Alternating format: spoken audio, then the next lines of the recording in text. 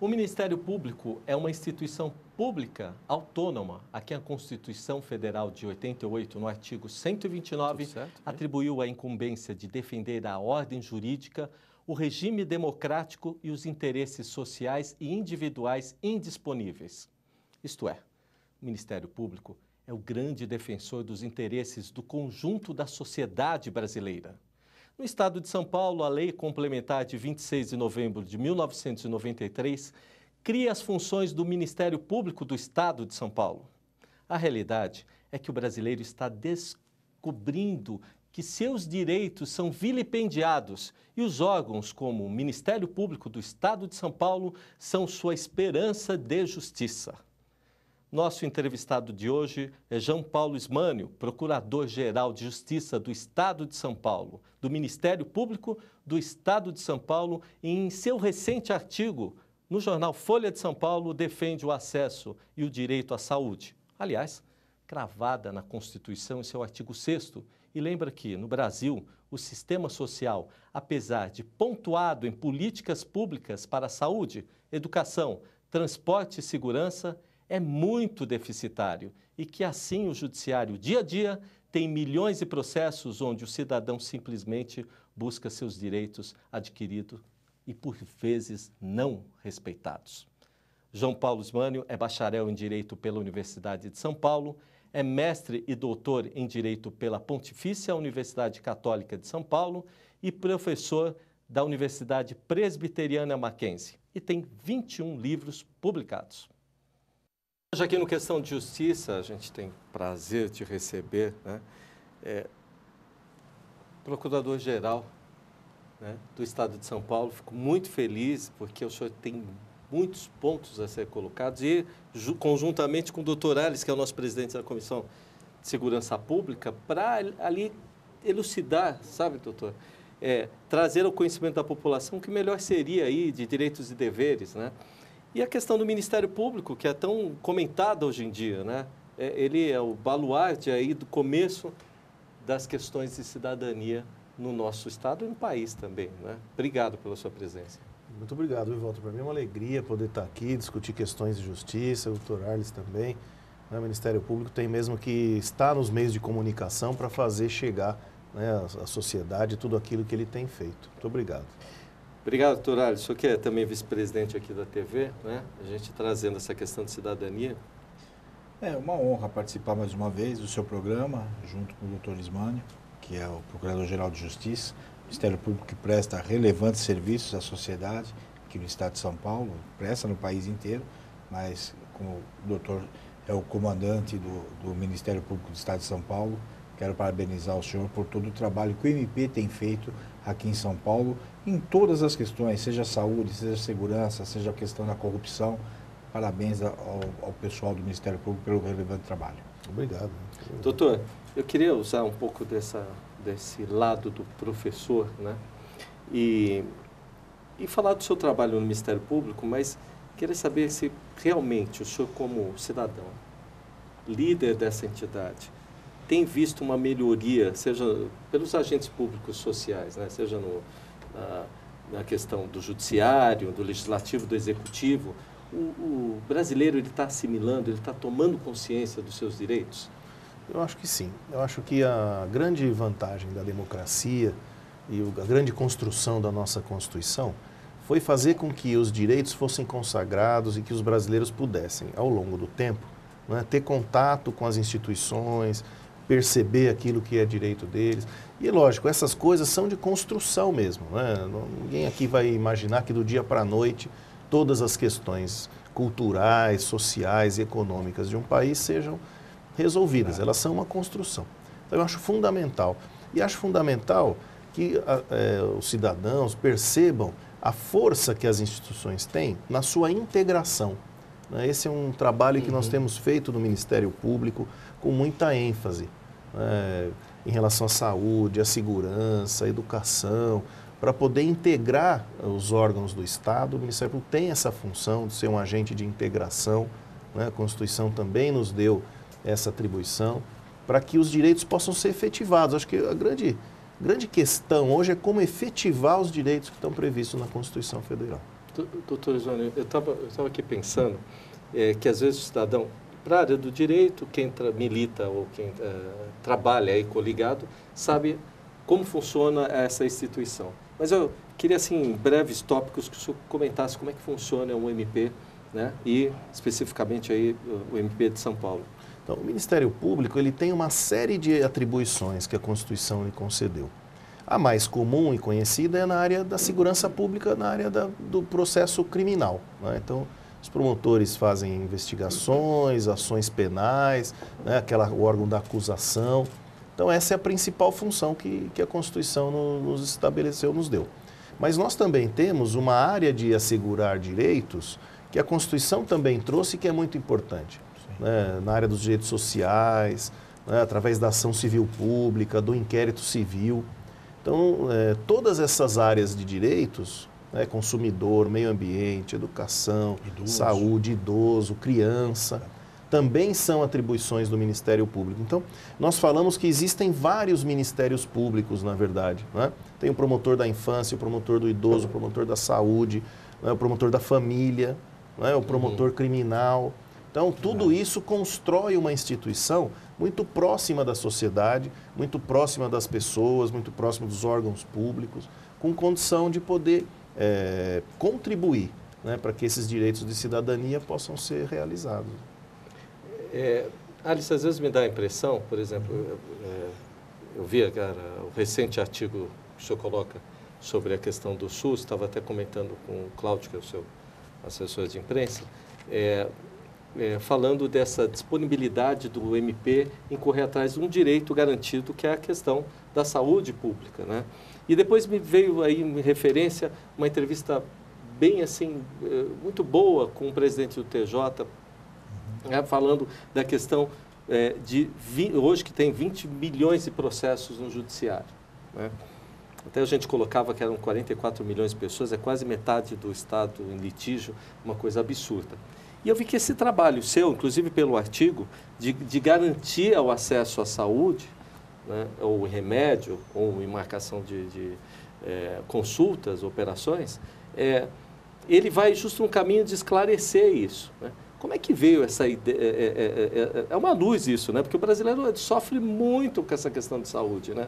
Eu queria que você falasse um pouco sobre esta ação, porque eu tenho certeza absoluta que tem várias pessoas que vão assistir e vão falar, bom, eu posso contar com o MP para poder marcar aquela operação de urgência que até hoje eu não consegui.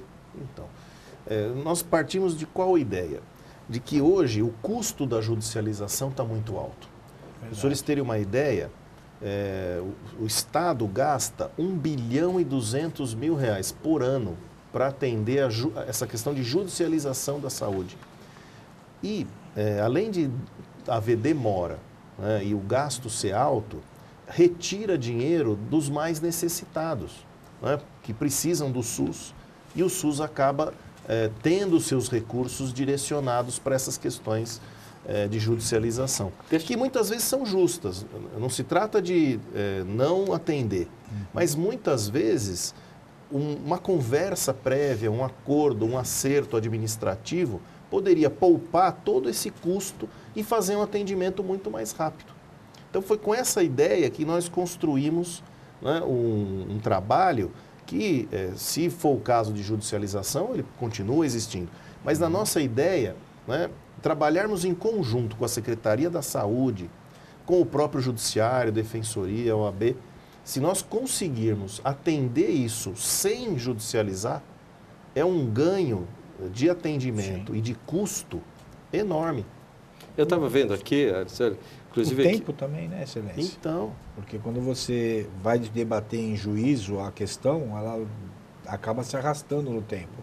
E a saúde da pessoa, às vezes, não aguenta o tempo do processo. Não dá para esperar, né? Exatamente. Eu estava vendo aqui que primeiro esse chama Acessa SUS, né? O programa chama Acessa SUS. Aí para vocês estão assistindo o programa, pode entrar nas redes, ou quem está na rede social agora acessa a SUS, dá uma olhada ali. E, quando eu entro ali, procuro esse sistema e tem uma demanda, por exemplo, isso é muito natural, hospital público, né? Ou na busca do remédio, ou na questão da marcação de consulta, ele entra ali e já consegue fazer esse pedido, ele tem que entrar com algum tipo de documentação diretamente ali no prédio do MP? Não, ele pode entrar no MP, mas pode ir também na secretaria, na defensoria, no próprio judiciário, onde quer que ele entre, esse sistema de rede vai estar lá para atuação. Então, ele pode procurar qualquer um desses conveniados, né? E, no momento em que ele procura, o próprio sistema vai encaminhar eletronicamente o pedido para a área administrativa para saber por que não atendeu. Vai direto. Vai direto. Naquele sistema direto. Exatamente. E aí nós vamos tentar uma solução para o atendimento imediato. Que bom. Então, vamos imaginar, não atendeu por quê? Porque não tinha o remédio? Onde tem? Não atendeu porque esse remédio está em falta, mas tem um outro similar. Vamos atender. O tratamento é muito caro, tem um outro tratamento similar? Vamos fazer. É amplitude assim, dessa forma? A ideia é ter uma amplitude grande. Evidente, o programa está começando. Né? Parabéns. Nós fizemos o ano passado o convênio, né? Trouxemos todos os interessados, primeiro a Secretaria da Saúde. Né? A ideia inicial foi a gente olhar fraude e ajudar a Secretaria nas fraudes. Mas fraude com o quê?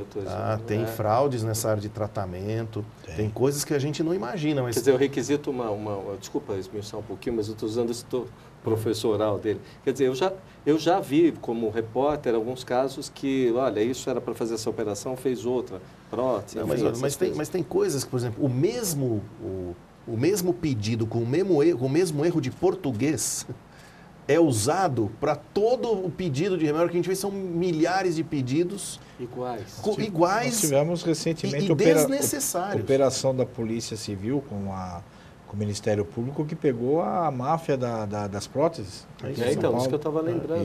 Isso entra num ponto nevrálgico, porque o sistema SUS, ele distribui essa receita, o senhor me corrija, ele não é de forma equânime, ele distribui, tem tantos aqui, não vê a necessidade ou cirúrgica ou do paciente, aquele tem câncer, aquele é uma questão mais de idoso, é isso que ele está mexendo no sistema. Isso mesmo, você tocou num ponto muito importante, esse sistema também pretende ajudar o setor público a organizar a sua demanda. Porque ao perceber a demanda do que não foi atendido, ele pode organizar o atendimento e poder atender independentemente da pessoa procurar. Né? O senhor mexe com base federal, né? Porque SUS, né? A gente está... É evidente, mas a prestação do SUS, ela é compartilhada. Né? Então, é federal, mas também é estadual e também é municipal. Nós vamos estender isso para municípios que queiram fazer conosco o mesmo convênio, para que a gente possa fazer não só no estado, mas também em municípios para agilizar os atendimentos. Muito bom. É excelente, porque no fim ele está regrando a destinação da verba da saúde para quem necessita, né? Olha, eu achei fantástico. Por exemplo, eu vi outro dia, eu queria um pouco alongar nessa coisa, porque saúde é um negócio que... transferência de um paciente idoso de um lugar para o outro. Quer dizer... aí você tem que fazer uma requisição, cai no sistema, isso no SUS, né? Cai na requisição ali, e aí para fazer a transferência tem que ver se há disponibilidade da ambulância, aí depois há disponibilidade do lugar, então esse sistema vai lá, busca isso e informa aquele atendente que está dizendo, olha, não tem jeito, você tem que ficar aqui, eu tenho que ir embora. É isso? Se ele procurar qualquer um dos conveniados, ele vai ter uma rede para poder encontrar uma solução, um local, né? Não tem aqui, mas pode ter ali. O tratamento não tem esse, mas pode ser aquele, pode ser em tal lugar, né?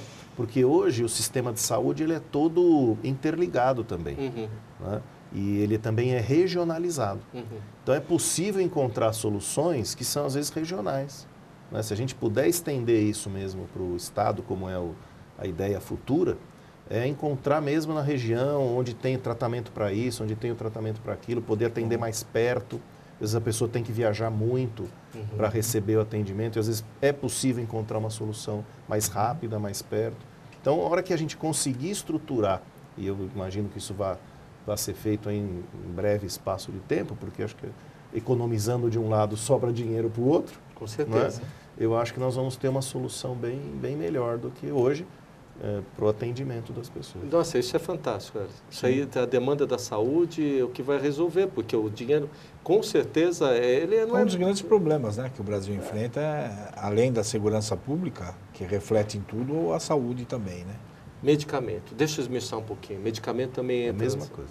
Quer dizer, eu estou ali, porque aqueles pedidos do medicamento do SUS, inclusive os de tarja preta, eles são complicadíssimos às vezes de conseguir. Então, uma pessoa aí que tem um problema ali de câncer, que está aí precisando tomar um medicamento mais pesado, não consegue tomar, fica meses, doutor Ismael. Então, a ideia é essa mesmo, é poder ver se a gente tem, se o Estado tem um similar para poder atender imediatamente.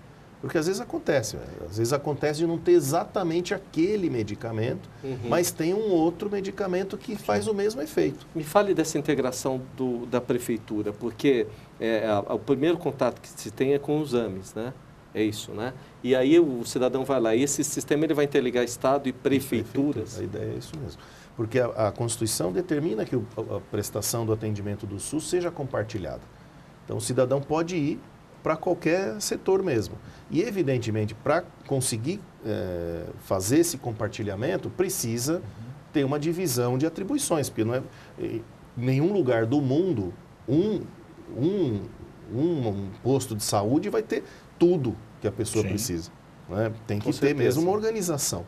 Então, ele vai procurar, e a ideia é que ele possa receber o medicamento, o tratamento dentro do sistema de rede, né? Do sistema próximo, estruturado. A ideia é ajudar. Na verdade, já existe uma estruturação. Né? Vamos ser também justos.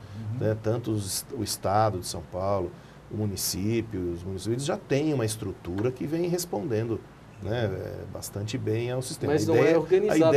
A ideia é aperfeiçoar.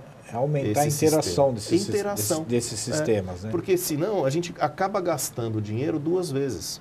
Com certeza. Né? Gasta aqui, quando pode gastar uma vez só. Aproveitar aquele local, aproveita o outro. E isso é uma racionalização de gestão muito importante. Agora, isso foi, é claro, evidente na sua gestão, mas teve uma demanda muito grande de empreendimento, porque tem gente que questiona.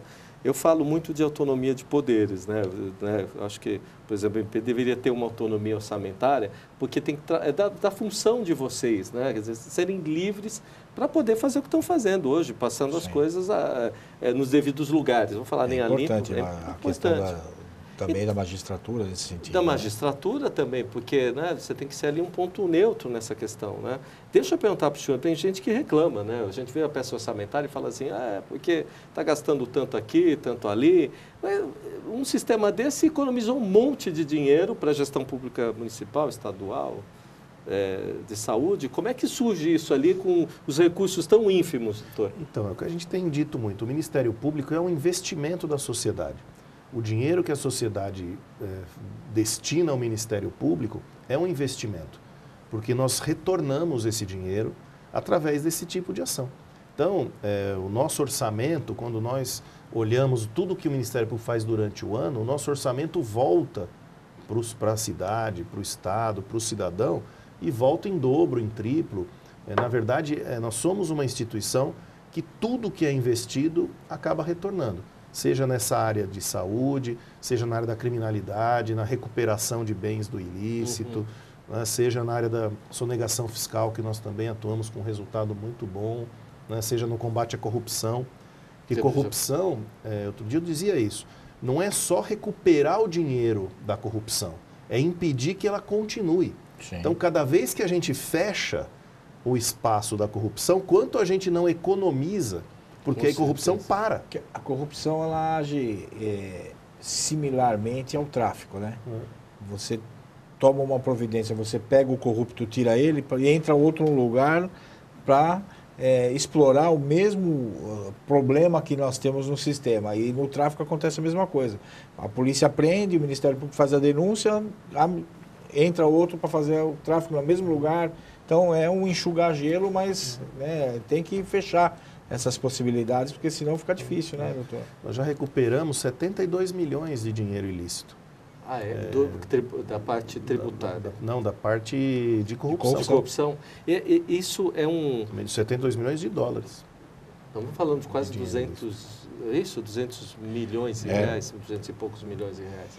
E isso que operação foi, desculpe? Em várias delas, tanto nas operações municipais, que envolviam fiscais, corruptos, etc., quanto nas estaduais, né, que envolviam questões de cartéis, né, essa história de cartéis do metrô, todas as questões que nós já atuamos. O senhor, no fim, termina sendo um médico social, né? Porque, assim, trabalha, olha, quem abre a página do Ministério Público, você vai ver ali do lado, eu vi questões para a mulher, para o idoso, para a criança, para o adolescente, para as questões financeiras, tributárias. Você tem um leque ali de atuações, né?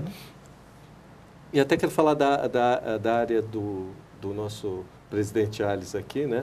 Mas o senhor acha que, só para fechar um pouco essa questão dessa questão da corrupção, ela está enraizada no dia a dia do cidadão? Assim, o cidadão já acorda dizendo o seguinte, o que eu ganho fazendo isso? Eu sinto um pouco isso, sabe, doutor? E outra coisa, como é que ficou a atuação, sei que o senhor esteve presente, das 10 medidas contra a corrupção, tão ali em briga dentro da Câmara. Iniciativa importante do Ministério Público no país inteiro e que a Câmara Federal deu uma desvirtuada no projeto. Mudou todo o projeto, né? Quer dizer, a figura toda do projeto mudou, ainda falaram aí coisas que nem tinham no projeto que eu terminei lendo, a gente conversou, né? Como é que o senhor vê essa situação? Quer dizer, o brasileiro ajuda nisso também, né? Olha, eu acho o seguinte, nós estamos tendo uma oportunidade de convivência na democracia de fazer uma depuração de costumes, do trato da coisa pública, que a gente não deve perder. Porque corrupção é um problema mundial, não é só no Brasil, também não aconteceu só agora, é um problema que vem ao longo do tempo, a gente encontra as notícias. Então, eu acho que a gente deve aproveitar essa oportunidade para poder mudar as coisas que precisam ser mudadas e que o nosso sistema possa funcionar melhor, né? E as medidas da corrupção vinham um pouco nessa linha, né? O senhor foi para Brasília. Eu estive lá, debati as medidas, levei outras sugestões, né, que também nós aqui do Ministério Público Estadual tínhamos preparado para enriquecer o debate, né? E gostaríamos muito de ver medidas importantes, a criminalização de enriquecimento ilícito, né, a perda de bens, a ação de perda de bens para recuperar os bens da criminalidade. Na Itália, por exemplo, eles têm uma legislação de perda de bens muito eficiente. E todos os bens que são localizados de máfias, de crime organizado, eles são desapropriados, o bem reverte para a sociedade. Aqui no Brasil nós já estamos começando a fazer isso. Temos experiência já na lei de drogas, que é muito boa, né? Mas a gente precisa avançar um pouquinho para poder mesmo, né? Enriqueceu ilicitamente, tem que devolver para a sociedade. E essas são medidas que precisam ser debatidas. A gente respeita muito o parlamento, né? Não se trata aqui de criticar o nosso parlamento, porque a democracia também se faz, né, no Congresso Nacional, a gente tem que respeitar. Mas, encontrando as oportunidades, eu acho que o parlamento deveria, né, dar uma resposta, mudar os sistemas que precisam ser mudados, dizer para a sociedade, olha, de fato se localizou tais problemas, as soluções que nós estamos apresentando são essas. Acho que nós poderíamos ter um trato, né, mais importante a respeito dessa questão. O senhor acha que tem eu não vou falar uma crise de instituições, mas um pequeno problema de entendimento entre as instituições hoje? Porque a gente vê que em esferas estaduais, municipais, federais, está tudo se misturando muito, né? E aí as grandes casas ali em conflitos com assuntos polêmicos, né? Que no fim é o que eu falei outro dia. Por exemplo, se eu não declarar no imposto de renda que eu recebi XYZ, a Receita vai lá e me pega. E aí tem gente dizendo que às vezes não declarar algum direito que recebeu, às vezes fica lícito ou é ilícito, né? Eu quero botar dessa forma para ficar a coisa mais branda. Mas, de qualquer forma, há uma crise entre as instituições da velha forma de pensar a democracia, essa nova democracia que está aí se aflorando.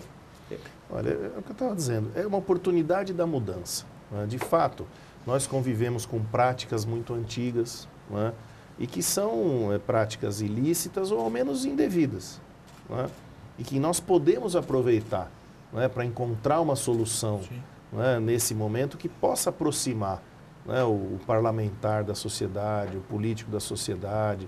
Né, nós temos tanta coisa bem feita, tanta construção não é importante. Acho que é um momento que nós podíamos pensar nas reformas necessárias, né?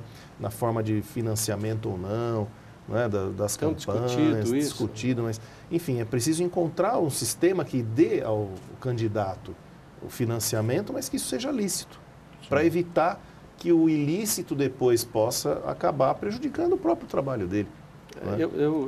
Acho que é o momento que nós precisávamos acho que é um momento aproveitar, adequado e tem que ser aproveitado.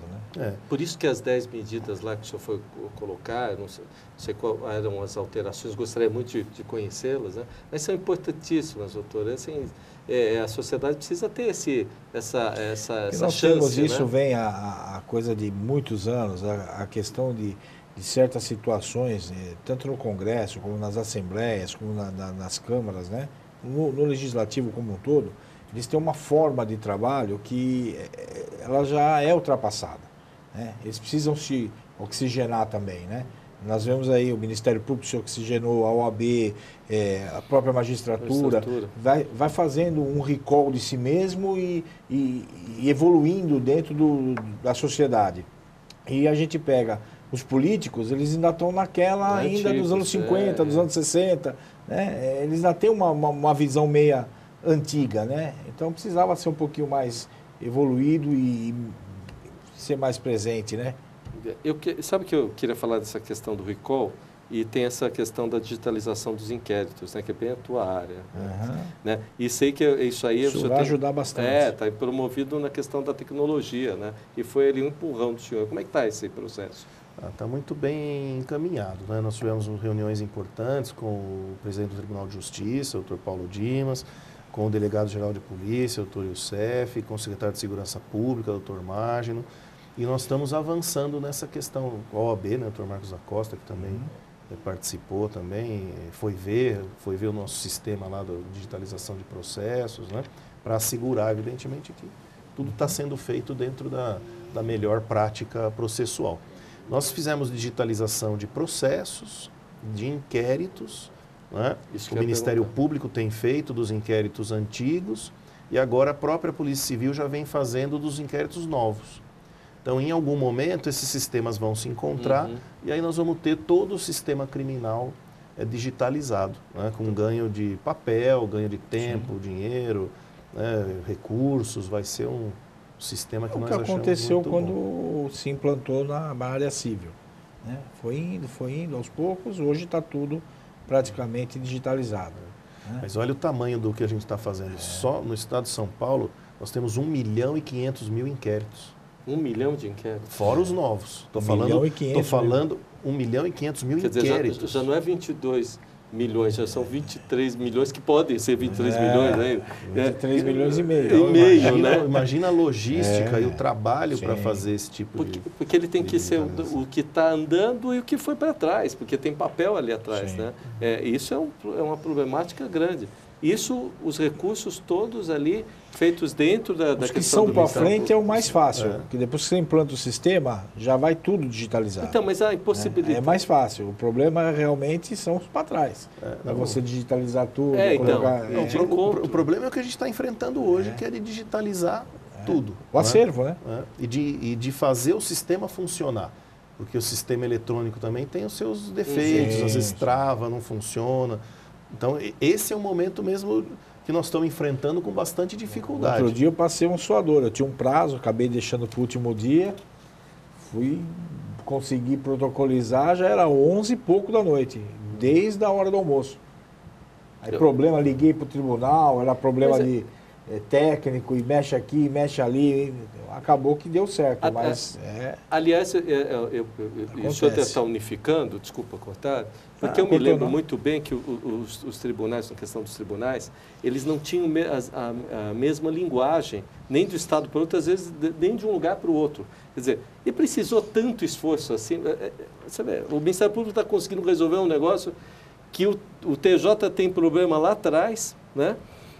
Mas... O Daniel Anneberg deu uma entrevista para a gente como presidente do Detran e falou que tinha 90 milhões de processos administrativos. Isso é uma coisa absurda, doutor. E teve tanto problema com o empreendimento financeiro para isso, que a reclamação era essa. Não se tem dinheiro para fazer nada. Olha, foi um esforço bastante grande. Nós contamos com o governo do Estado uma ajuda. Mas é aquela coisa, nós fizemos um trabalho integrado com o Tribunal de Justiça. E aí nós compartilhamos as coisas. E aí ficou mais barato para todo mundo. Então hoje o Tribunal de Justiça cede para nós o espaço, né? As salas, né? Cede para nós o sistema integrado lá. Nós levamos os funcionários, né? E fazemos a digitalização dentro do sistema que o tribunal nos propiciou. Então o tribunal arcou com uma parte, nós arcamos com outra parte, né? Para que o sistema pudesse funcionar. Então, a hora que compartilhou, acabou tudo bem. Gastamos muito numa época de contenção, mas fizemos isso com muito rigor, muita racionalidade e, sobretudo, dividimos a responsabilidade e os custos. Então, acabou ficando um trabalho bem feito. É um trabalho que é necessário. Não é uma coisa que foi feita... não era necessário. Não, sim, a necessidade de se digitalizar a parte criminal toda, ela é premente, né? Porque senão a gente tem cadeia lotada o tempo inteiro. O Osmânio conseguiu... Olha, eu quero até agradecer o senhor, porque tem processo que não anda, tem inquérito em delegacia que não funciona nada, sujeito se sente injustiçado que não sai. Quantas vezes a gente já viu, né? O problema da delegacia aqui em São Paulo é a falta de efetivo. A Polícia Civil, ela passa por uma crise estrutural, eu acho que nunca passou por uma crise tão grande. De problema de estrutura, de falta de dinheiro, de falta de efetivo, de falta de salário, que o salário é baixo.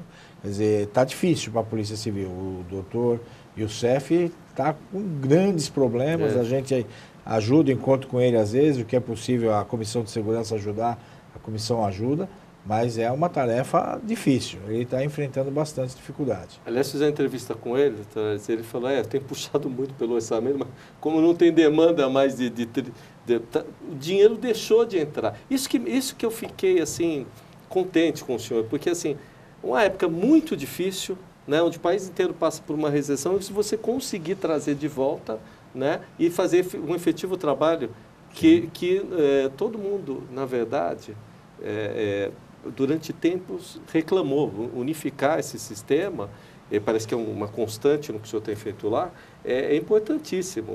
Você vê, na saúde, na questão de inquérito. Pega todo o trabalho que foi feito pelo Ministério Público Estadual com relação à recuperação de dinheiro que foi desviado de corrupção, do próprio Ministério Público Federal, vamos dar exemplo, a mais famosa, que é a Operação Lava Jato, porque tem outras operações que já repatriou de dinheiro.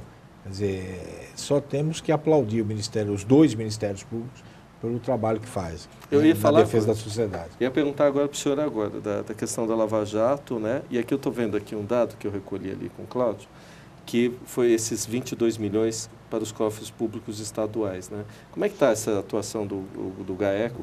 E eu acho importante até explicar, às vezes, né, para quem não sabe como é que funciona o GAECO, o que ele faz e como é que está essas operações dele. O GAECO é o nosso grupo de combate a crime organizado, né? É um grupo antigo, eu fui coordenador desse grupo na gestão do Dr. Fernando Grella. E nós temos um trabalho antigo já aqui em São Paulo, que é de combate à organização criminosa como um todo, né? E nós fizemos um trabalho junto aos colegas do GAECO para verificar as necessidades, aquilo que nós podíamos fazer para que o trabalho deles pudesse ser, né, melhor desenvolvido. Já era muito bom, é sempre bom dizer isso, né? Sim. O Ministério Público sempre trabalhou muito bem, mas sempre tem o que melhorar. Eu parto desse pressuposto. Não é porque é bom que a gente não pode melhorar. E aí nós conversamos lá, conseguimos incrementar, às vezes coisas pequenas, ajustes, designações, acerto de área, de trabalho. E o GAECO fez um trabalho excepcional nesse ano. Recuperou em dinheiro 22 milhões. Entendi. Mas foram mais de... Eu acho que tem outros tantos, se me for, uns 40 milhões, se me falta a memória, de bens apreendidos, né, que vão retornar. Foram milhares de prisões feitas, mais de, acho que se não me falta a memória, mais de quase 2.000 prisões que o GAECO fez. É um trabalho de sufocamento do crime organizado. né? Encontramos ali do crime organizado vários membros que faziam suporte, né? Que faziam lá a contabilidade, davam suporte para a atuação. Então nós fizemos um trabalho bastante importante, né? De combate ao tráfico, né? Então, eu ia te perguntar uma curiosidade, assim, o pessoal vê, porque é um ato de coragem, né? Você, por exemplo, tem situações de prefeituras aí claramente com problema de corrupção, né? Eu vi algumas que estavam reportadas. Uma coisa que precisa ficar clara, Silvio, que às vezes o cidadão não entende. Então, né? Ele vê, às vezes, uma reportagem que o Ministério Público, junto com a polícia, prendeu, aconteceu e tal. Precisa ficar claro que esta operação que ela é feita, ela levou meses para ser feita. Uhum. O trabalho do Ministério Público não foi naquele dia de manhã que o promotor levantou, descobriu tudo aquilo e prendeu todas aquelas pessoas. Isso o cidadão às vezes não tem essa noção, né? Às vezes são meses, às vezes até ano, para poder mapear tudo, conseguir os mandados e poder fazer as prisões de forma a que o promotor que vai tocar a ação penal consiga fazer uma denúncia robusta para que o juiz possa condenar. Então, às vezes a pessoa fala, mas por que não fez assim? Porque o Ministério Público priva por fazer tudo dentro da legalidade, tudo dentro de uma forma correta, para que possa realmente aquele que cometeu o crime pagar pelo crime. Porque se não fizer de forma adequada, vai acabar sendo solto. Né? Aliás, então, é um trabalho enorme. Às vezes a pessoa vê uma operação, uma prisão, e fala, isso é fácil. Não é fácil, não. São meses e meses que as pessoas cometem, principalmente na área de corrupção, a pessoa comete a lavagem de dinheiro, ela comete o crime totalmente escondido. É difícil você identificar a pessoa, ver como que ela operacionalizou aquela operação. Não é isso, doutor Ismael? E o trabalho conjunto com a polícia, como Sim. foi bem dito, Polícia Civil, Polícia Militar, né? Envolve reuniões, logística, estratégia, investigação, às vezes meios de investigação desses modernos que se Cumprimento de mandado. É uma operação feita, são várias reuniões. Porque às vezes a pessoa pensa, o cidadão comum pensa, que a polícia, o Ministério Público chega lá na delegacia de manhã, hoje nós vamos fazer esses mandados aqui. E sai todo mundo sem assim, só simplesmente sobe nos carros e vão. Não é assim, não. É feito todo um estudo em cima dos mandados, é feito várias reuniões, deslocado as pessoas certas para cada determinada área. Eu fico me perguntando... Pode explicar bem isso. Eu estava aqui como jornalista, porque... eu acho que na questão da advocacia se fala da questão das prerrogativas, né? Você tem que defender e tal. E nesse trabalho que o senhor faz, desculpa usar esse termo chulo, até com respeito total, mas as carteiradas devem ser uma coisa absurda, né? Porque eu sou fulano, já vi várias reportagens, eu sou cicrano, eu sou beltrano, e o cara está ali, foi pego com Outro dia a gente viu essa operação agora da carne, a mulher estava lá recebendo até carne na casa dela, quer dizer, né, fora os prefeitos que tem. Como é que é essa relação? Como é que o senhor vê isso? Porque o sujeito, ele se prevalece daquele cargo do executivo, às vezes o do legislativo, e desrespeitando totalmente a ordem pública, né? Como é que o senhor tem essa relação para si? Não, precisa ser uma relação respeitosa. E eu costumo dizer o seguinte, pode haver conflito no caso concreto, mas entre as instituições não há. Sim. Né? Entre as instituições é preciso ter mesmo transparência, conversa, né? E respeito, porque o caso é concreto. Né? Então, vamos imaginar que tenha alguém que, eu digo que nem é advogado, alguém que está se servindo da advocacia para cometer. A gente tem que avisar a OAB, entrar em contato com o presidente, levar a comissão de prerrogativas, fazer o que tem que ser feito. Seja um prefeito, seja um deputado, senador, ou um próprio promotor, um juiz, ou seja, existe, infelizmente, situações que estão em todas as carreiras, em todos os locais. A gente tem que fazer, né? E ninguém abre mão de fazer, mas evidentemente a gente tem que respeitar as prerrogativas, conversar com as instituições para a gente poder encontrar o caminho. E as prerrogativas do próprio MP, dos integrantes do MP, como é que elas estão hoje em dia? Olha, a gente sempre tem um trabalho de defesa de prerrogativas, né? E a gente luta muito para que a sociedade compreenda a importância das prerrogativas do Ministério Público. Às vezes vem, ganha isso, passou disso, saiu não sei o quê, recebeu não sei o quê, né? Fez não sei o quê. É importante que a gente mostre para a sociedade que o promotor do GAECO, ele está lá de madrugada, está de fim de semana, né? E às vezes ele recebe uma verba extra para poder dar conta do que ele está fazendo ali. Né? Isso não é nenhum desrespeito. Né? Isso é uma situação que precisa ser atendida. E tantas outras coisas, né? A prerrogativa mesmo funcional, né? De ser respeitado, de poder ingressar nos locais, né? De ter efetivamente a sua Essa dificuldade nós na ordem temos também, porque o cidadão ele acha que a prerrogativa do advogado é um benefício que o advogado tem. Na realidade, a prerrogativa do advogado, ele o tem para poder defender o interesse do cidadão, né? Daquele que o constituiu. É isso mesmo. Então é importante mostrar para a sociedade que quando a gente fala em prerrogativa, a gente está defendendo alguém que vai atuar pela sociedade. Prerrogativa não é benefício, isso precisa ficar muito claro. Né? Doutor, o senhor acha que o cidadão está começando a entender mais essa questão, da questão do trabalho aplicado dia a dia?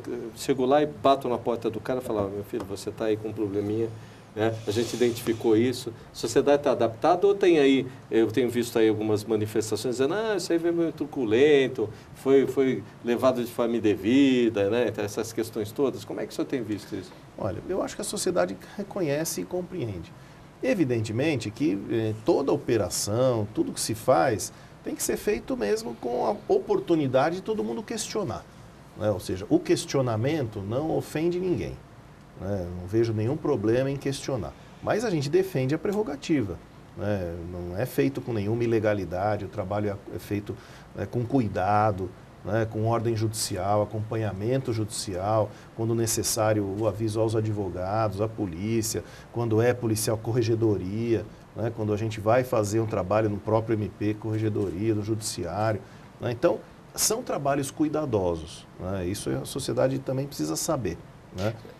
O programa Esse Encontro... Essa questão de truculência, Siglione, eu com 37 anos que acompanho as polícias trabalhando, ela acontece em reação à ação do investigado. Eu nunca presenciei de forma gratuita um policial militar, um policial civil, um policial federal chegar para cumprir um mandado e ser truculento com ninguém. Obviamente, se ele é destratado, ele acaba reagindo, como naturalmente todo mundo que é destratado acaba reagindo. Você acaba sendo um pouco mais áspero, um pouco mais duro.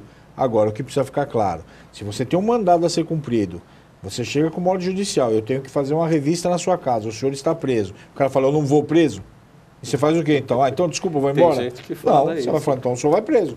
Ou o senhor vai numa boa, ou nós vamos algemar o senhor e vamos levar. Porque tem que cumprir a ordem judicial. Tem que, não é isso, excelência? Então, a truculência existe pela parte. Não é o Ministério Público, não é o policial. A parte que não aceita aquilo que está acontecendo e acaba investindo contra o agente público. O agente público tem que usar os meios legais, né, inclusive a força, de forma gradativa e moderada, mas tem que usar para cumprir a lei. É simples assim. Acho que um desrespeito da população mesmo, querer ser melhor do que que a própria Constituição manda, né? Já vi situação, o cara com mandado de prisão, eu não vou ser preso. Como não vai ser preso? A gente tem bastante aí, né? Inclusive relatado pela mídia.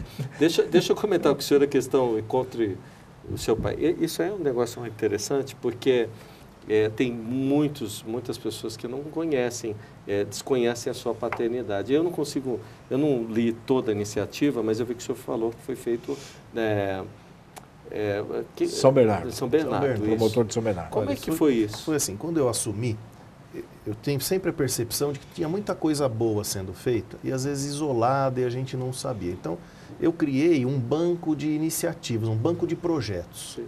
E aí nós fomos buscar todos os projetos que os promotores estavam fazendo e que eram projetos bons ou importantes para analisar, para a gente dar a eles um trabalho mais estadual e poder investir.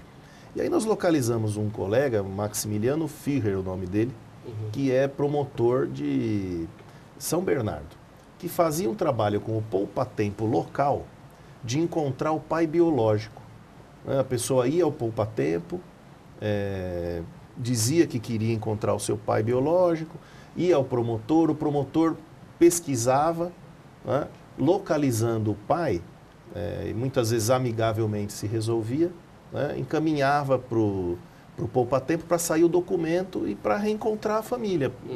Né, além do documento, esse reencontro. Falei, que programa importante, né? Porque saber quem é seu pai biológico é um direito fundamental, né? E que parece que não é importante, mas nós temos, pela estatística, 750 mil pessoas só na cidade de São Paulo. Sério? Que não sabem quem é seu pai biológico. Perde a referência. Perde referência. Sim. Isso é de fato um... Você não sabe sua origem. Não, e fora da família. É importante esse investimento. Um trabalho que o colega fazia ali em São Bernardo. Isso aí o senhor identificou, trouxe? Trouxemos para o banco de projetos e propusemos para o governo do estado a ampliação. Né? Falou, nós queremos ampliar esse projeto. Né? Fazer em outros poupa-tempos, com outros promotores. Vamos estruturar, né?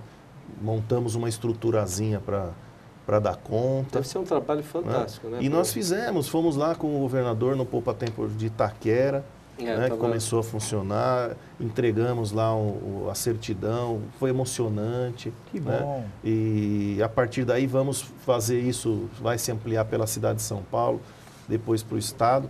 Então é mais uma forma de integrar uma estrutura que é muito boa, como é a do poupa-tempo, né?